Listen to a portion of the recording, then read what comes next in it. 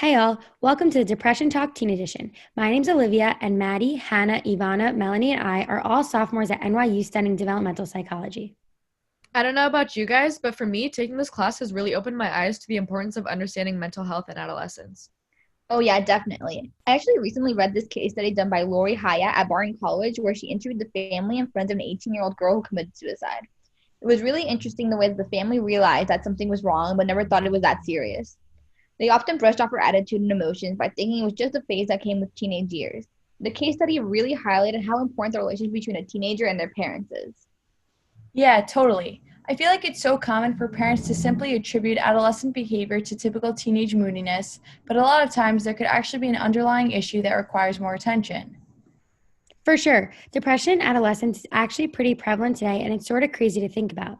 The stats from a Revel textbook say that about 15 to 20% of teenagers fall into a state of depression with feelings of hopelessness, and about 5% of teenagers are shown to be extremely depressed for months or even many years. I also found that the start of depression in girls is more closely linked to hormonal changes of puberty instead of with age. Wait, so does that mean puberty alone causes depression then? Actually, hormonal changes alone caused by puberty don't often trigger depression, and instead, genetic and hormonal risk factors stimulate the brain so that a person reacts more strongly to stressful experiences. Wow, that's essential information. To add to that, I also read that another major factor that contributes to teenage depression is that when parents display negative emotions and attitudes, the impacts on a child are harmful and they are more likely to experience depression. The importance of keeping a positive and approachable environment for a child is not emphasized enough. Well, obviously, we can't speak from a parent's perspective because we don't know what it's like to raise a teenager, which is why we brought in a special guest, Jill Haft. Hi, I'm Jill Haft. I'm 54 years old and the mother of 4 adults who have all made it through their adolescent years. Thanks for joining us today, Jill. Do you mind sharing a little bit with us about your upbringing and your parents' attitude towards mental health? Not at all. Having been born and raised in Eastern Europe, there are these stigmatisms to Eastern Europeans that needing to see someone, whether it's a psychologist, psychiatrist, therapist, sort of invalidates your own ability to take responsibility for your actions.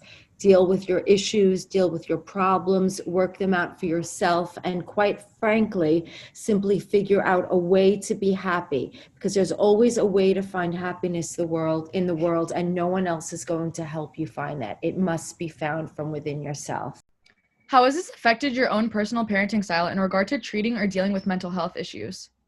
That's a really great question. Having and raising 4 children, I recognize that a lot of what my parents said may have been ignorance would be the wrong word. I would just say the way they were raised and the way they chose to raise me. Since then, coming more into terms with my own children and my children's feelings, I've come to realize that not everything goes away by itself just because you pretend it doesn't exist. And not every problem can necessarily be fixed by oneself. Sometimes you need help from other people, and that's okay. Thank you again, Jill, for taking the time to speak with us. We really appreciate it. It's clear to see that the differences in opinion regarding mental health, especially in adolescence, are actually really pronounced when looking at different cultures.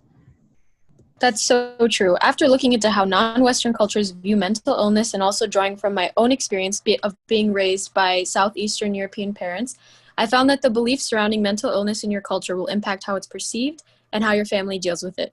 And actually, an article written by Rashmi Namade, which focuses on the effects that culture has on depression, cites a study that says new immigrants to the U.S. have lower rates of depression than Americans, which is interesting because this may not even be due to the fact that new immigrants are less depressed than Americans, but simply because they define depression differently. That's so interesting. I learned that in countries like China and Japan, the stigma towards mental illness is extremely high. So while U.S. American children are encouraged to discuss their feelings, Chinese families teach children to refrain from expressing their own emotions while remaining mindful to others' feelings as a way of maintaining group harmony.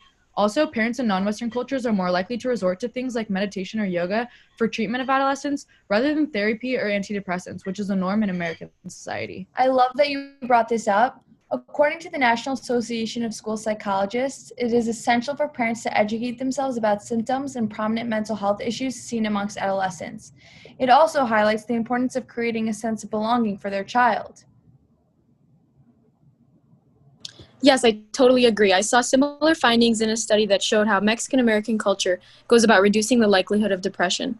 The data found in the study suggests that the mothers of Mexican American children must focus on the promotion of warmth and affection while decreasing conflict and hostility within the mother-child relationship.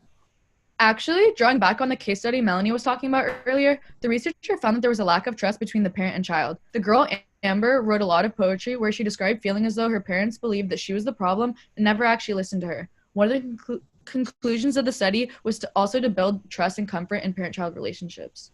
Yeah, and Amber was actually classified as a white American, so a connection can be drawn that adolescents across many different cultures share this need for a strong and trusting relationship with their parents. They want to feel understood, loved, and valued as individuals. A great way to ensure this is by providing a judgment-free zone of communication where teens feel comfortable to express their thoughts and feelings. Exactly. But it's also important to remember that there is more than one way for parents to support their child's mental health. In a cross-cultural study on parenting and child mental health, European American parents of adolescents are more likely to engage in authoritative parenting that emphasize the growth of separation and autonomy. On the other hand, Latin American, African American, and Asian American parents tend to engage in authoritarian parenting with a greater emphasis on obedience and conformity. So while it was found that an authoritative parenting style leads to positive mental health outcomes for European American children, an authoritarian parenting style leads to positive outcomes for African American children, it is highly dependent on the culture. So based on all the things we've talked about today, there seems to be no clear-cut way to raise an adolescent and deal with the treatment and prevention of depression due to wide variations of what is normative in different cultures. However, the existence of an honest and open relationship with a parent, along with direct communication, proves to be a universal aspect in ensuring children's social, emotional, and mental well-being. Well, as much as I love talking to you guys, our time's up and I have a Zoom class to get to. Thank you all for listening. Bye.